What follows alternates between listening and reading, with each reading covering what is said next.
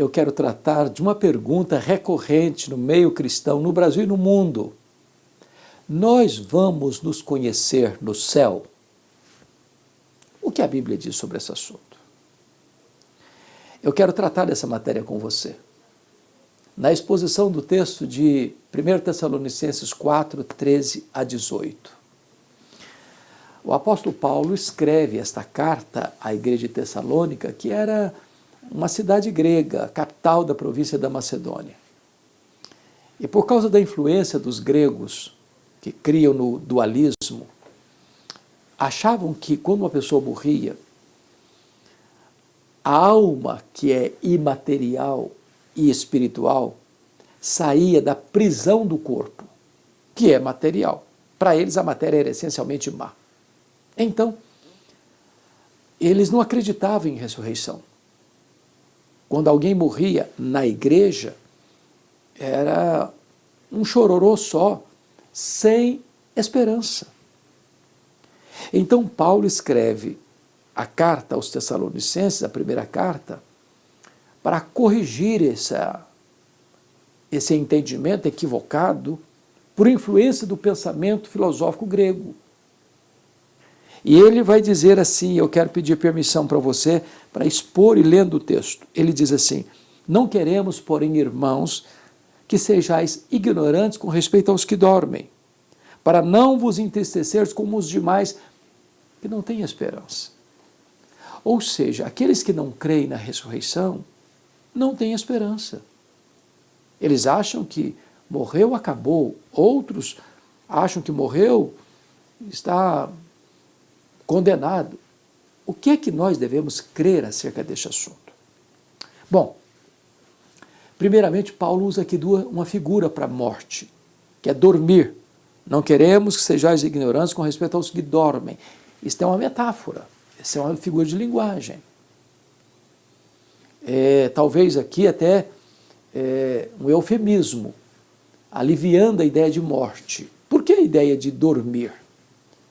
Para trazer-nos à memória duas coisas. Primeiro, quem dorme, descansa. Morrer para um cristão é descansar das suas fadigas. Apocalipse 14, 13. Segundo, quem dorme vai acordar. Porque se não acorda, não dormiu, morreu.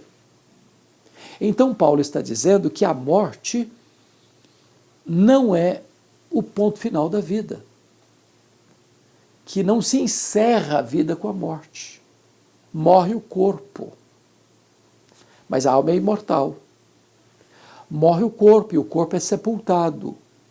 Mas esse corpo físico que foi sepultado vai ressuscitar quando Jesus voltar. Então, a linguagem é dormir. As perguntas que eu mais escuto, como disse lá no tema, será que então nós vamos nos conhecer no céu? E a resposta é um sonoro sim, é claro que vamos nos conhecer no céu. O céu não é retrocesso, é glorificação. Aqui nós nos conhecemos parcialmente, lá conheceremos como também somos conhecidos, está lá em 1 Coríntios capítulo 13. Aqui nós temos um conhecimento limitado, lá teremos o conhecimento ampliado. Por exemplo, os gregos diziam assim: conhece-te a ti mesmo. Impossível os gregos pensarem assim, porque me permite essa pergunta. Você se conhece? E eu vou lhe dizer que você, como dizia Alex Carrel no seu livro O Homem e Esse Desconhecido, você não se conhece. Eu não me conheço. Eu tomo cada susto e sou surpreendido por mim mesmo. Ao falar determinadas coisas, ou a pensar determinadas outras coisas, que nem são compatíveis com o que eu creio. Se eu perguntar, por exemplo, para uma mulher que tem 50 anos de casada, você conhece o seu marido? Ela vai responder assim: bom, eu estou conhecendo. Se eu perguntar para o marido, ele vai responder: estou começando a conhecer. Mas, lá no céu, a nossa limitação de conhecimento não vai existir. Nós vamos conhecer como também somos conhecidos. Só para pensar, você já se imaginou convivendo com alguém por toda a eternidade sem saber quem ela é? Não faz sentido. O que não vai ter no céu é a chamada família nuclear. Por exemplo, aqui nós somos pai, mãe, filhos, né? Os outros são parentes. Lá no céu nós não vamos ser pai, mãe, filhos. Lá no céu nós não vamos ter a relação no mesmo nível que temos aqui, de você amar mais quem foi seu pai, sua mãe, seus filhos, seu cônjuge, porque você vai amar Abraão, Isaac e Jacó. Outra coisa, lá no céu não vai ter casamento. Casamento é para aqui. Aproveita, porque depois não tem mais. Alguém diz assim, ufa, também já era em tempo, né? Ah, que pena, podia durar a eternidade inteira. Não vai durar, não vai durar. Casamento é só para aqui. Mas nós vamos ser uma só família, lavada, remida no sangue do Cordeiro. Outra coisa, nós lá no céu vamos ter um corpo novo. Vai ter continuidade e descontinuidade. No sentido de que não seremos outra pessoa, mas teremos um corpo semelhante ao corpo da glória do Senhor Jesus. Um corpo imortal, incorruptível, poderoso, glorioso, espiritual, celestial. Esse corpo não vai ficar doente, não vai ter defeito físico, não fica velho, não fica cansado, não fica senil. Este corpo da glória não vai brigar nem com o espelho, nem com a balança. Esse vai ser um corpo perfeito. E nós vamos conviver, nós vamos nos relacionar, nós vamos trabalhar, nós vamos reinar com Cristo. Essa é a verdade posta nas Escrituras. Nós não caminhamos para um ocaso triste, nós caminhamos para a manhã gloriosa da glorificação. Se Jesus voltar antes de morrermos, os mortos ressuscitam primeiro, depois nós, os vivos, os que ficarmos, seremos transformados e arrebatados para encontrar o Senhor Jesus nos ares, e assim estaremos para sempre com o Senhor. Bom, no versículo 15 desse texto, Paulo diz assim, ora, ainda vos declaramos por palavra do Senhor isto, nós os vivos, os que ficarmos até a vinda do Senhor, de modo algum precederemos os que dormem. Ou seja, eu não estou falando aqui de lucubração, de filosofia do grupo A, do grupo B, da corrente A, da corrente B. Eu estou falando que isto é revelação de Deus. É Deus quem revela estas verdades para nós. Não é para você ficar sem esperança no mundo, como aqueles que estão alheios à família de Deus. Você deve nutrir sua alma com esta viva esperança. Então esse é o primeiro ponto que eu quero chamar a sua atenção, é que estas verdades que estamos pondo é revelação de Deus. A segunda verdade que Paulo traz aqui é sobre a parousia. No verso 16 ele diz assim, porquanto o Senhor mesmo, dada a sua palavra de ordem, ouvida a voz do arcanjo, ressoada a trombeta de Deus, descerá dos céus. Jesus vai voltar. Ele voltará. E como ele voltará? Primeiro, ele voltará pessoalmente. Está lá em Atos 1:11. Assim como vocês o viram subir, assim também ele voltará entre nuvens. Ele não vai mandar um embaixador, não vai ser um querubim, não vai ser um arcanjo, não vai ser um anjo, não vai ser um serafim, não vai ser um representante. Ele pessoalmente voltará. Voltará. Segundo, ele voltará visivelmente. Está aí Apocalipse 1, versículo 7. Todo olho verá, até aqueles que o traspassaram. Em outras palavras, a segunda vinda de Cristo vai ser o acontecimento mais público da história. As pessoas de todos os lugares hão de vê-lo na sua glória. Para uns vai ser de manhã, para outros vai ser meio-dia, para outros vai ser à tarde, para outros vai ser à noite, em virtude do fuso horário do mundo, mas todos o verão. Certamente, até aqueles que o traspassaram, ou seja, aqueles que zombaram de Cristo, aqueles que escarneceram dele, cuspiram no seu rosto, esbordoaram sua cabeça, vão ter que ressuscitar. E quando Jesus voltar, vão ter que ver a sua glória, a sua majestade, e vão ter que lamentar. Terceiro, Jesus voltará audivelmente, ao ressoar da trombeta de Deus, ouvida a voz do arcanjo, descerá dos céus. Se vai ser o fato mais público da história, também será o fato mais sonoro da história. Os desertos mais cáusticos, as montanhas mais altas, as cavernas mais escuras, os vales mais profundos, ninguém poderá ficar fora deste sonido da trombeta de Deus que ressoará por todo o planeta e todos os homens vão ter que ouvir este sonido da trombeta de Deus anunciando a gloriosa volta do Senhor Jesus. Mais ainda, pessoalmente, visivelmente, audivelmente, repentinamente em quarto lugar. A Bíblia diz que vai ser como um relâmpago que risca os céus, do Oriente ao Ocidente. O apóstolo Paulo diz que vai ser num momento. E a palavra momento no grego é átomos. De onde vem a nossa palavra átomo? Como que um abrir e fechar de olhos, um piscar de olhos. Essa palavra era usada, por exemplo, para esse faiscar da estrela, o dardejar da cauda de um peixe e o abrir e fechar de olhos. Você já percebeu que você abre e fecha os olhos automaticamente? Alguém já contou quantas vezes você abre e fecha os olhos por dia? Vai ser com essa rapidez que Jesus voltará. Em outras palavras, não dá para se preparar no último dia.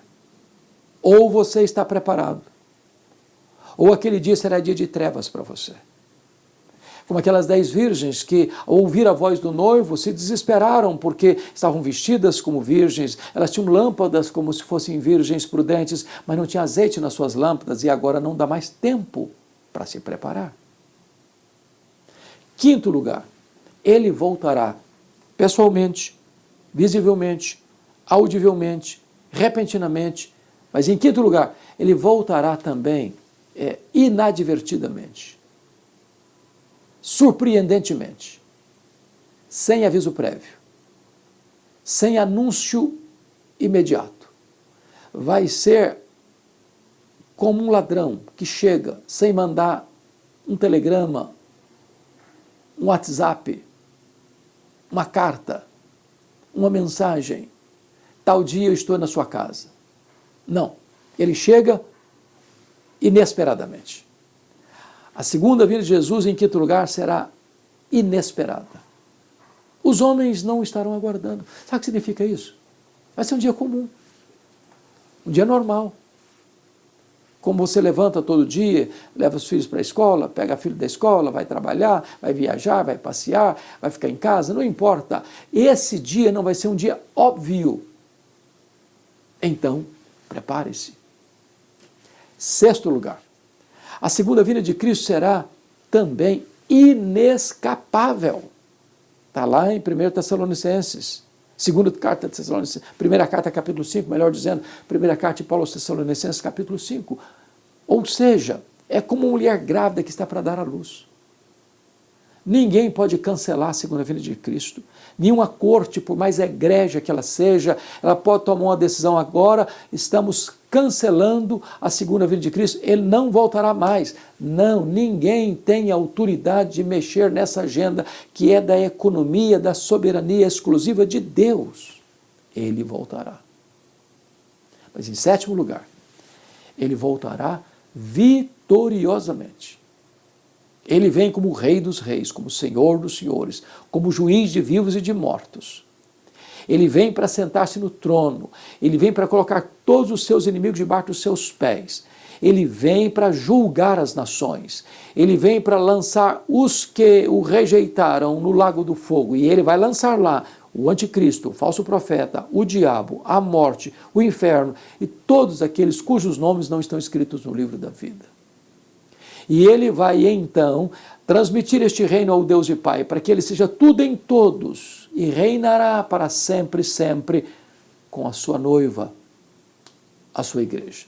Então, nós podemos ter esperança, que vamos nos conhecer no céu, Porque Jesus voltará para buscar a sua noiva, a sua igreja. Mas há uma terceira verdade que eu quero destacar nesse texto. Está aí ainda no capítulo 4, versículo 16, quando ele diz que ele descerá dos céus e os mortos em Cristo ressuscitarão primeiro. Então preste atenção nisso aqui. A ressurreição dos mortos acontecerá quando? Quando Jesus voltar. Quando Jesus voltar.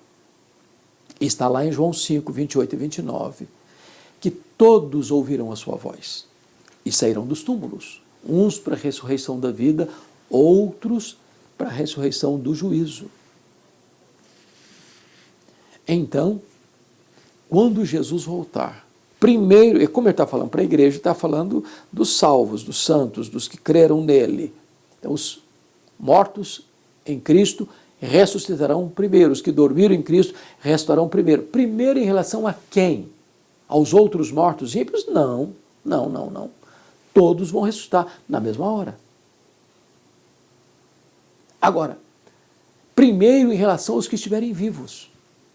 Só depois que os mortos ressuscitarem é que os que estiverem vivos ainda, no caso dos salvos, serão transformados e arrebatados para encontrar o Senhor Jesus nos ares.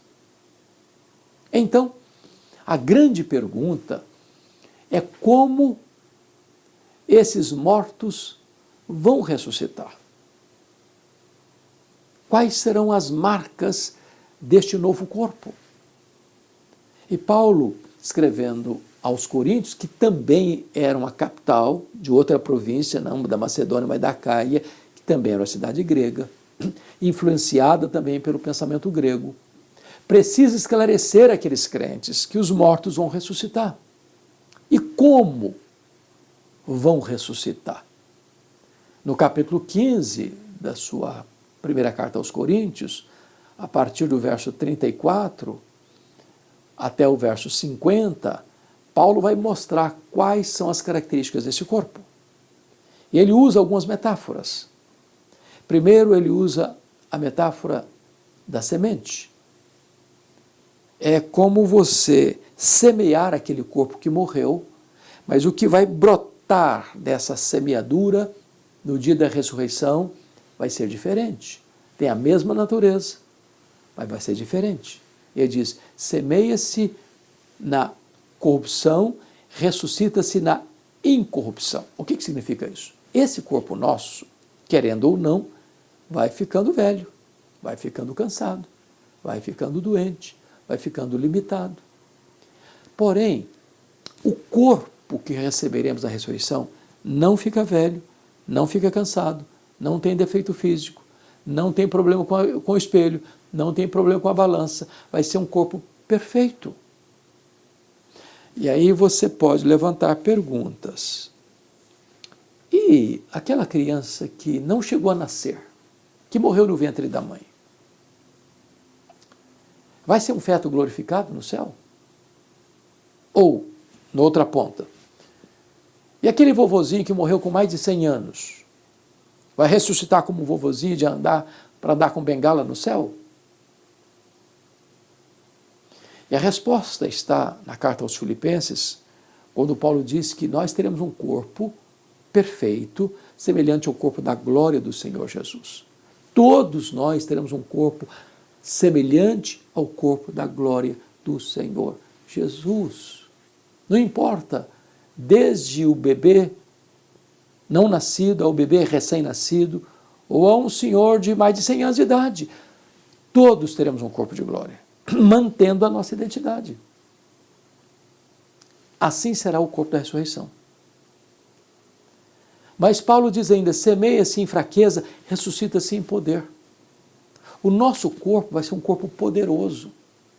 Agora o nosso corpo é limitado, muito limitado. Mas com o corpo da ressurreição, Jesus entrava numa porta, numa casa fechada, sem precisar abrir a porta. Ele, com o corpo da ressurreição, ele saía de Jerusalém e aparecia na Galiléia, 150 quilômetros. Com o corpo da ressurreição, ele subiu aos céus entre nuvens. A grande pergunta é: a que distância o céu está de nós? Quando o astronauta russo chegou na Lua, ele não viu Deus. Os estudiosos dizem que o nosso universo tem mais de 93 bilhões de anos-luz de diâmetro. Onde está o céu? Você demoraria mais de 93 bilhões de anos voando à velocidade da luz, 300 mil quilômetros por segundo, para ir de uma extremidade à outra do universo? E onde está o céu? Em outras palavras, se Jesus tivesse voltado para o céu na velocidade da luz, 300 mil quilômetros por segundo, depois de 2.000 anos, estaria logo ali na esquina ainda do universo. O que significa isso?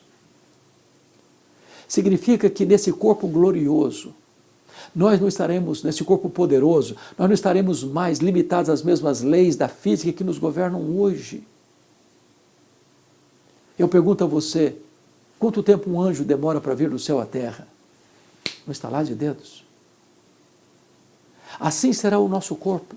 Nós seremos como os anjos, não no sentido de que não teremos um corpo, mas que vivendo nessa mesma dimensão, de uma outra esfera e uma outra realidade. O nosso corpo será um corpo poderoso. Mas mais, a Bíblia diz que semeia-se em desonra, ressuscita-se em glória. O nosso corpo é desonrado hoje.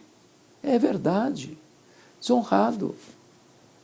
Você já entrou numa ala de hospital, onde você viu pessoas ali numa maca, numa cama, com o corpo todo ferido, encarquilhado, pessoas tomando doses cavalares de remédios para aplacar a dor cruel, e às vezes encerram a sua jornada debaixo de atroz sofrimento. Esse corpo às vezes é semeado, mirrado, machucado, ferido pela doença. Mas o que vai brotar daí é um corpo glorioso, que vai brilhar como os astros no firmamento. Assim será o nosso corpo da ressurreição. Paulo vai dizer ainda que o nosso corpo, ele usa a figura da carne, uma carne dos homens, outra carne dos animais, outra carne dos peixes, outra carne das aves. Do que ele está falando? O que ele está falando é que, embora todos os animais tenham sido feitos do pó da terra, só o pó de gente vai ressuscitar. Deus fez 3 tipos de criatura: os anjos, os animais e os homens. Os anjos são espírito e não têm corpo. Os animais têm corpo e não têm espírito. Os homens têm corpo e espírito. Os anjos não morrem, os animais morrem e tudo termina. Mas os homens, ao morrerem, eles hão de ressuscitar. E não importa se na mesma cova tem pó de animal terrestre, tem pó de animais voláteis, tem pó de animais marinhos. O que importa é que se tem pó de gente, o que vai ressuscitar é pó de gente. Porque só nós fomos criados à imagem e à semelhança de Deus. Paulo conclui essas metáforas dizendo que o corpo da ressurreição é como astros. Um é a glória do sol, outro é a glória da lua, outro é a glória das estrelas. Até entre estrela e estrelas há diferente resplendor. Assim também é a ressurreição do corpo. Ora, talvez Paulo esteja tratando aqui do que nós chamamos de galardões. É claro que todos vão brilhar, mas talvez nem todos vão brilhar com a mesma intensidade. Lá em Daniel capítulo 12 diz que aqueles que a muitos conduzirem à justiça brilharão como o sol no seu fulgor. Oh, como vai ser glorioso esse corpo! Oh, como vai ser glorioso esse dia! Oh, como vai ser gloriosa a morada celestial!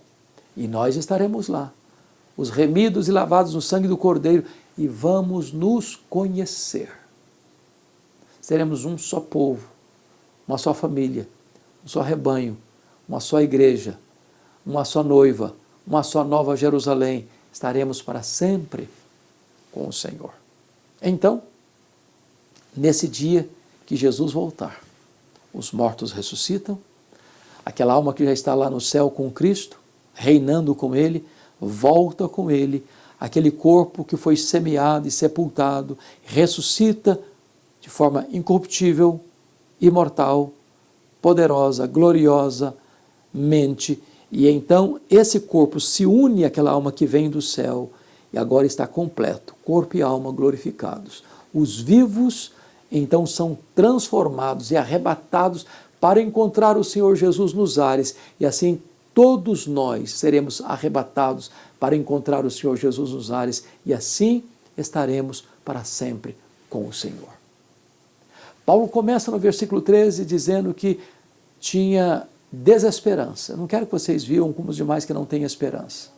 Mas ele conclui, depois de instruir os crentes, assim, versículo 18, consolai-vos, pois, uns aos outros, com estas palavras. A verdade de Deus consola. A esperança cristã consola. O céu consola, porque lá estaremos para sempre com o Senhor, sem choro, sem luto, sem dor, sem nada contaminado. Quando nós o serviremos e reinaremos com Ele pelos séculos sem fim, conhecendo-nos uns aos outros, conhecendo ao Senhor, glorificando a Ele e desfrutando da bem-aventurança eterna. E você? Já está pronto para esse dia? O céu é um lugar preparado para pessoas preparadas. Prepara-te para te encontrares com o teu Deus. Deus abençoe sua vida.